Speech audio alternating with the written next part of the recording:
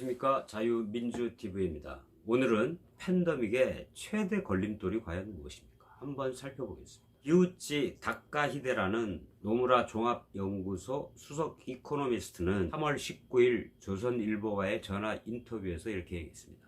코로나 사태가 진정되지 않으면 백약이 무효다. 방역을 위한 국제 공조에 먼저 집중해야 된다. 그런 일본에서 손꼽히는 거시경제 전문가입니다. 2012년도부터 2017년까지 일본은행 정책위원회 심의위원, 한국은행의 금융통합위원회 위원 자격입니다. 최선의 경기 부양책이자 시장 안정화 대책은 하루빨리 코로나 사태를 진정시키는 것이다. 미국을 비롯한 각국이 자기만 살겠다고 다투는 상황이 사태 해결을 더디게 할 수 있다. 이런 상황에서 재정만 퍼붓는 것은 우선순위가 아주 잘못된 것이다. 기우치 수석 이코노미스트는 위기 해결의 최대 걸림돌로 미국과 중국의 방역 공조가 안 되는 것이라고 꼽았습니다. 중국이 이번 사태를 잠재울 유용한 정보를 많이 갖고 있을 텐데 미중 관계가 최악이라 그런 정보는 공유조차 안 되고 있다는 얘기입니다.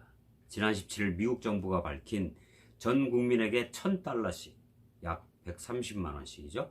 현금을 지급하는 방안에 대해서는 비용 대비 효과가 나쁘다. 본질은 포퓰리즘이다. 이렇게 비판했습니다.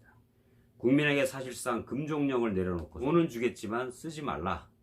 이렇게 말하는 것과 뭐가 다릅니까? 그는 지급액의 결국 20-30%만 소비로 연결될 텐데 소비로 연결되지도 않으면서 코로나 사태로 어려워진 가게를 지원하는 게 목적인데 어떤 가게, 어떤 집이 어려운지 정말로 타겟을 좁혀서 이렇게 지원을 하는 것이 우리가 흔히 말하는 핀셋 지원을 해야지 그냥 모든 국민에게 everybody 얼마씩 주겠다 만큼 아주 효과도 없고 정치적인 쇼는 없습니다. 그 돈이 어디서 나옵니까? 우리 미래 세대들, 우리 아들 딸내미 세대들이 안고 가야 할 빚입니다. 그렇게 안 되게 하려면 부자들에게 더 많은 돈을 뜯어내든지 아니면 투명 지갑인 직장인들에게 더 뜯어내든지 증세를 하든지 그렇게 하지 않고서는 우리 아들내미 딸내미들에게 그들이 짊어져야 할 빚만 늘리는 꼴입니다. 그렇게 가다가는 지금 코로나 사태를 또 넘어갈 수는 있겠지만 제2의 IMF 사태는 꼭 오고야 말 것입니다. 지금 국가 부채가 700조 원을 돌파하고 있습니다. 한국 GDP의 40%를 벌써 넘었습니다. 이 마지노선을 생각했던 GDP의 40%, 국가 부채, 상한선. 이 문재인 정부는 아무렇지도 않게 보고 있습니다. 우리 가정을 생각해 보십시오. 우리 가정에도 빚이 많으면 결국은 그 원금과 이자를 갚느라고 결국 파산합니다. 국가도 똑같습니다. 회사도 똑같습니다. 경제 성장률은 2%도 안 됐는데 작년에 올해는 겨우 1.78% 예상했는데 코로나 사태라는 이 엄청난 상황이 오면서 우리나라 경제는 마이너스 성장할 것으로 예상됩니다. 그런데 국가 예산은 올해 513조 원입니다. 작년 대비 거의 두 자릿수 가까운 증가세입니다. 초슈퍼 예산입니다. 거기에 추경 11조를 추가로 편성했습니다. 또 국가 경제 비상대책회의를 문재인 대통령이 주재하면서 50조 원을 푸는 특단의 대책을 발표했습니다. 그러면 우리나라의 국가 부채는 어떻게 되겠습니까? 올해에만 간단히 계산해도 100조 원의 부채를 넘게 가져가게 됩니다. 국가 부채는 700조에서 800조 원으로 넘어가게 됩니다. 우리나라 GDP의 40%를 훌쩍 넘어갑니다. 우리나라가 비상시국으로 가고 있습니다. 전 국민에게 얼마씩 주는 것은 미국과 일본이 10여 년 전에도 경험해봤지만 소비로 연결되지 않습니다. 통계가 나와 있습니다.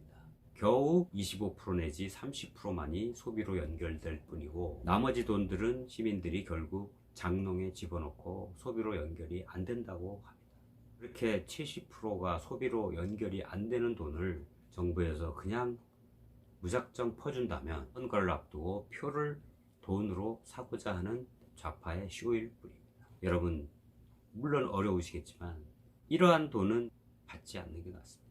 오히려 이러한 돈을 받았다가 그 다음에 세율 구간을 조정한다든지 하면 결국은 세금만 더 낼 뿐입니다. 소비로 연결되지도 않고 경기를 부양하는 효과도 없으면서 나라에서 빚을 내어서 돈을 푸는 빚잔치 하고 나면 남는 게 뭐가 있겠습니까? 망하는 길밖에 없습니다. 여러분 이번 4월 15일 총선거는 이러한 무능한 정권, 산수도 못하는 정권, 나라의 빚 관리도 제대로 못하는 정권, 마스크 하나 제대로 컨트롤 못하는 정권, 아파트값 하나 제대로 못 잡는 정권, 꼭 심판해 주시기 바랍니다. 끝까지 시청해 주셔서 감사합니다.